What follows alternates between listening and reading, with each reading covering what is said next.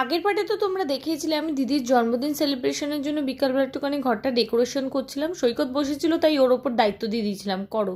ও তো বেলুন ফোলানো থেকে ফাটাচ্ছিল বেশি। দিয়েছে আমার বর মশাই, আর এইটা দিয়েছে মা। ভালো আছে। এটা সময় আমিও ছিলাম। খালি গদু আমাকে আমদানির কথা বলে।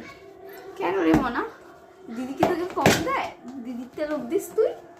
হ্যাঁ হ্যাঁ, ঠিক এরকমভাবেই দিদি আর আমি সবসময় ঝামেলা করতে থাকি, কে কোনটা পেলো কে কোনটা পেলো না। আর দিদি এইসব নিয়ে বেশি কিছু মাথা ঘামায় না, সবসময় আমি বলে থাকি তুই আমার থেকে বেশি পেয়ে গেছিস। এই কেকটা যেদিনকে কাকু কাকিমার অ্যানিভার্সারি ছিল আমি নিয়ে গেছিলাম সৈকতের তরফ থেকে, দিদির জন্মদিনে এই কেকটা সৈকত দিয়েছিল। কেকটা খুব ভালো কোয়ালিটি, মানে খেতেও খুব ভালো ছিল, সেজন্য সৈকত বলে এটাই নিয়ে আসি। তো নিয়ে এসে কেক কেটে দিদিকে সুন্দর করে কেক খাওয়ানোও হলো, কেক মাখানোও হলো। তারপরে সৈকত আর সাগরদা দুজনেই সকালবেলা মিসিং ছিল, ওরা খাওয়া দাওয়া করলো। যাই হোক, আজকের ব্লগটা এতটাই ভালো লাগলে লাইক কমেন্ট শেয়ার সাবস্ক্রাইব।